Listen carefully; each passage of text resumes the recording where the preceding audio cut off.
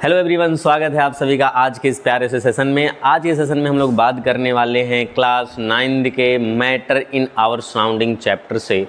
Daily की तरह हम लोग आज भी क्विज कंपटीशन करने वाले हैं, जिसमें से आपको 5 या 6 क्वेश्चन दिए गए होंगे, जिसमें हमको क्या करना है, फटाफट उसका आंसर करना है कि करेक्ट आंसर कौन सा होगा। तो आओ शुरू करते हैं। पहला क्वेश्चन है matter in our surrounding question का, आज के क्विज का।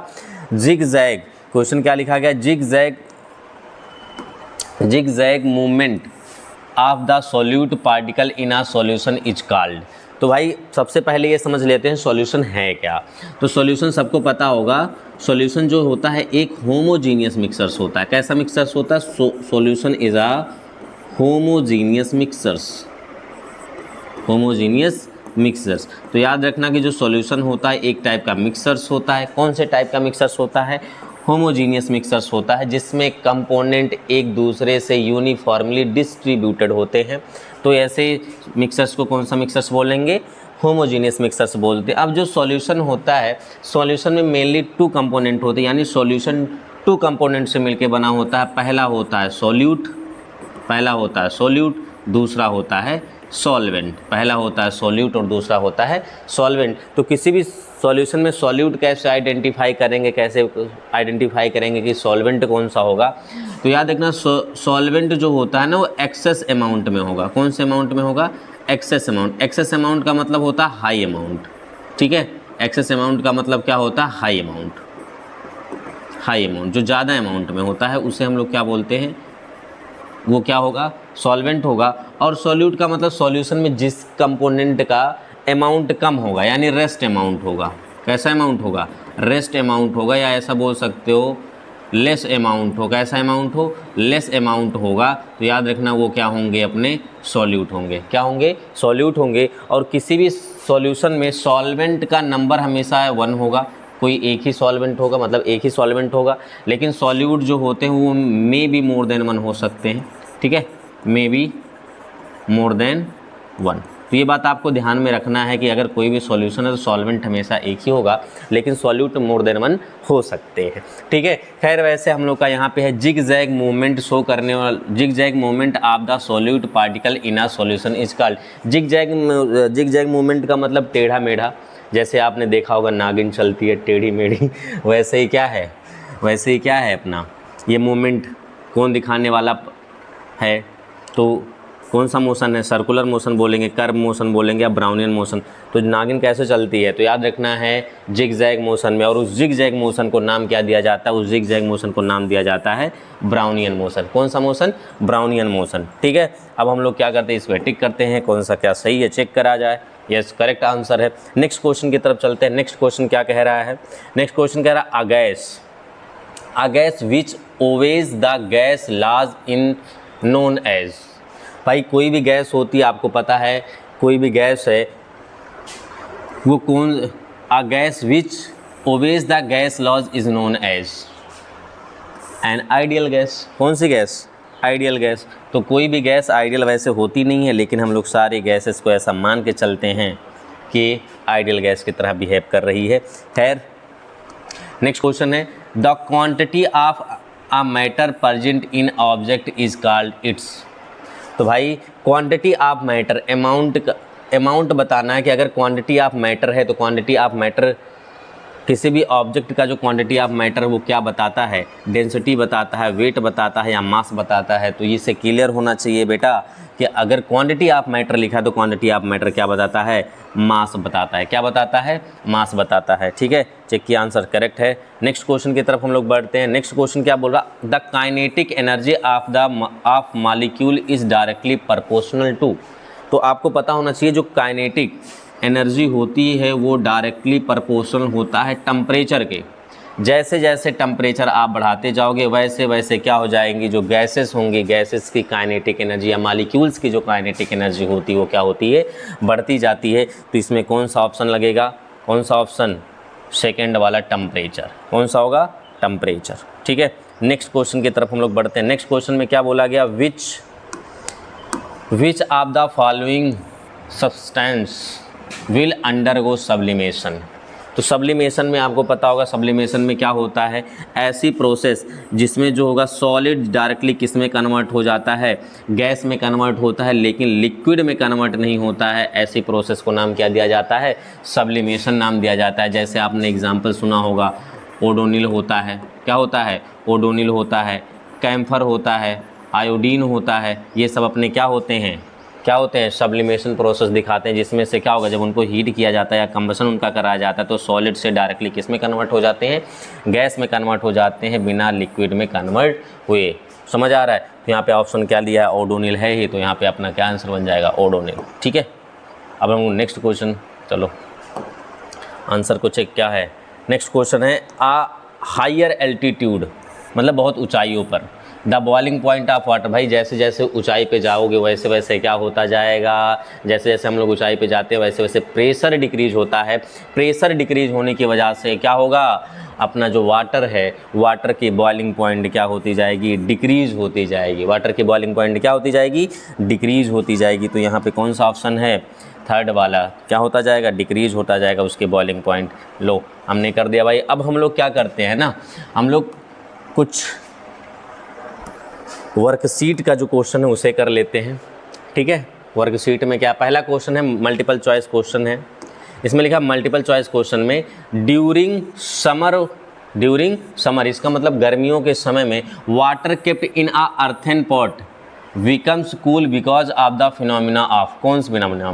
देखो गर्मियों का जब समय आता है, जैसा कि अभी चल रहा है, तो गर्मियों के समय में मिट्टी से बने हुए बर्तन में अगर पानी को रखा जाता है तो वो क्या हो जाता है, ठंडा होता है। तो यही पूछा जा रहा है ठंडा क्यों होता है, ट्रांसपायरेशन की वजह से, डिफ्यूजन की वजह से, ऑस्मोसिस की वजह से, या इवोपरेशन की वजह से।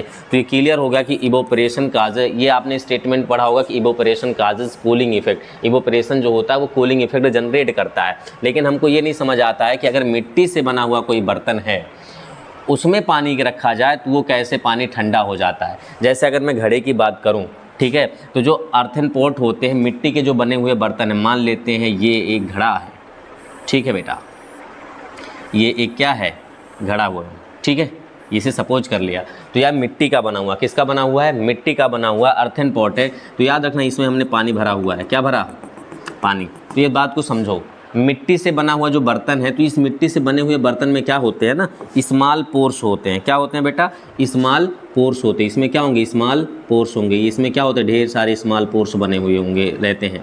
ठीक है, अर्थन मिट्टी से बने हुए जो अपने क्या होंगे, बर्तन होंगे, उसमें छोटे छोटे या स्मॉल पोर्स होंगे, छोटे छोटे छिद्र होंगे। अब क्या होगा, जो पानी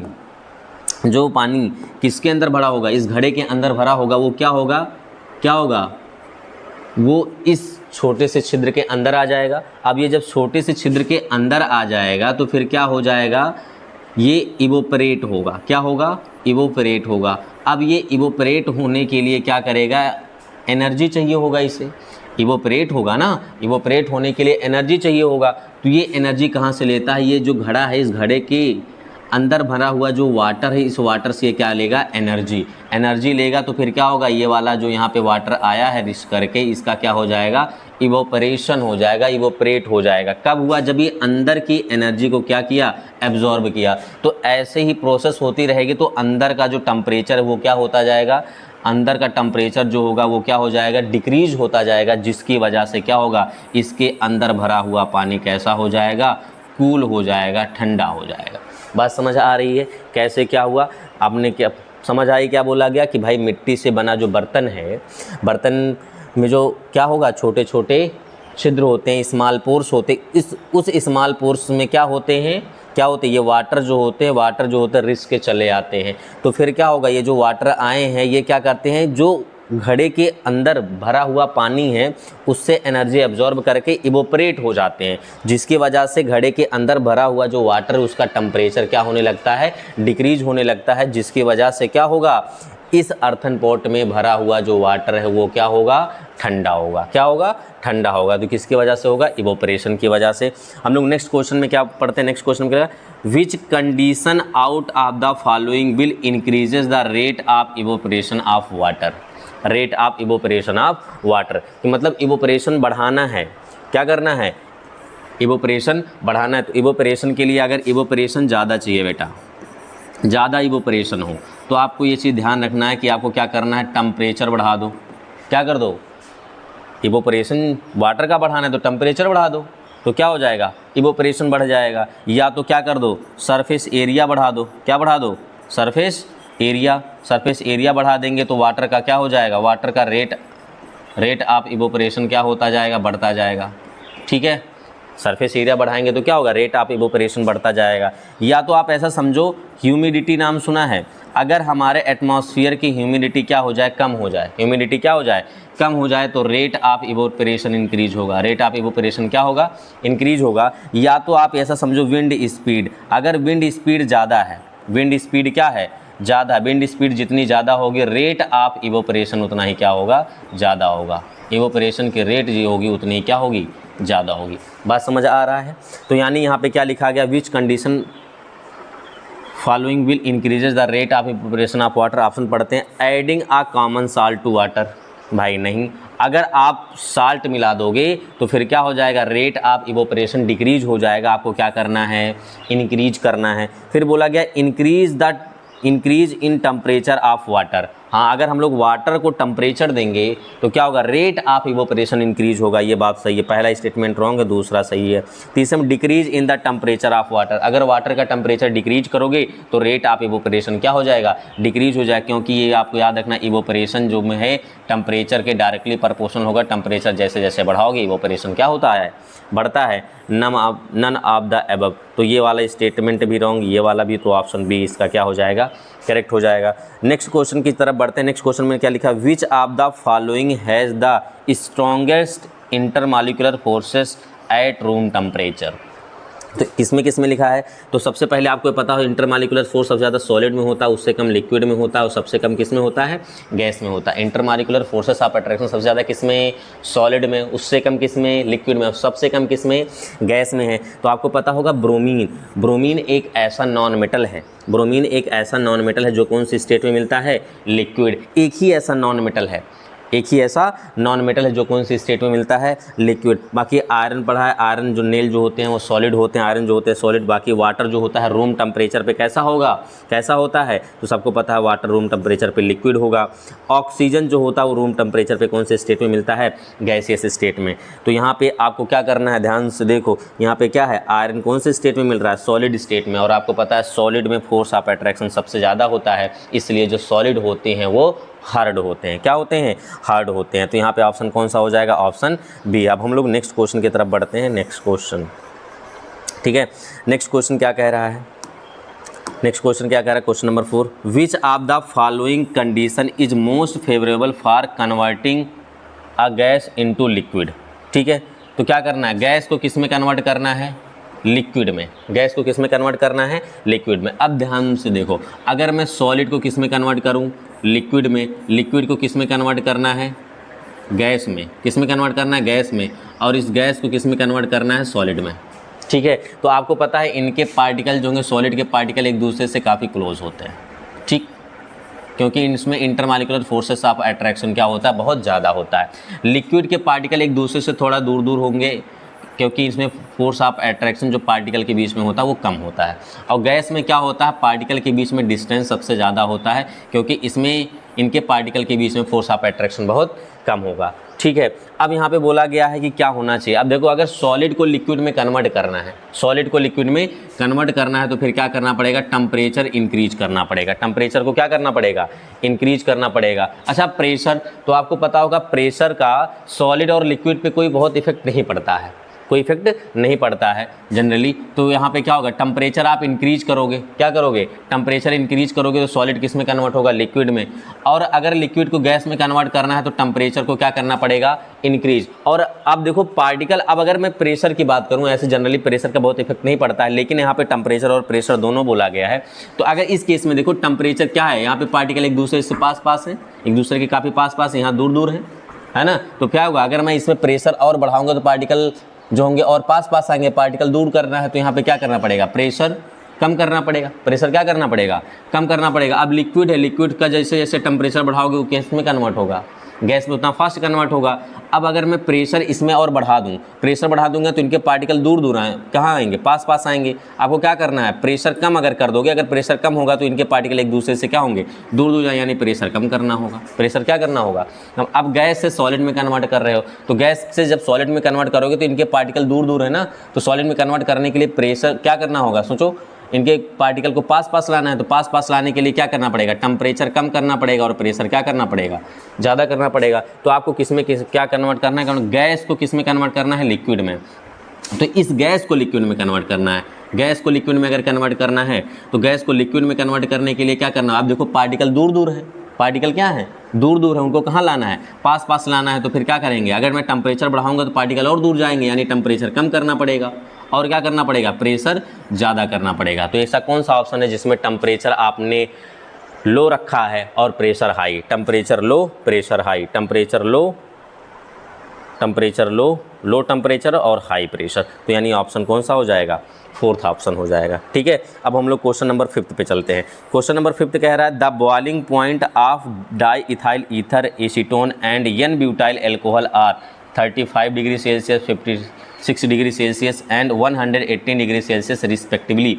विच one of the following correct represent their boiling point in Kelvin scale. तो हमने बताया था टेम्परेचर को मेजर करने के लिए मेनली हमने 4 स्केल बताया था, कौन कौन सा, Kelvin, degree Celsius, degree Fahrenheit and degree Romer, ये पढ़े थे।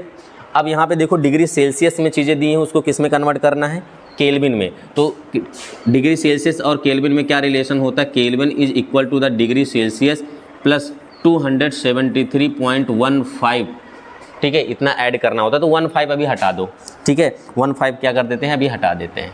ठीक, तो हम लोग केवल कितना चलते हैं, 273 आपको क्या करना है, ऐड करना है। ठीक है, चलते हैं। तो यहाँ पे पहला कितना दिया है, 35 डिग्री सेल्सियस, यहाँ 35 प्लस 273 कितना हो जाएगा, 308 केल्विन। तो 308 केल्विन कौन कौन से ऑप्शन में, पहले में है नहीं और किस में नहीं, सी में है नहीं, बी और डी में है। चलो नेक्स्ट क्या कह रहा है, 56, कितना कह रहा है, 56। फिर यही फार्मूला लगाओ, K equal to C plus 273।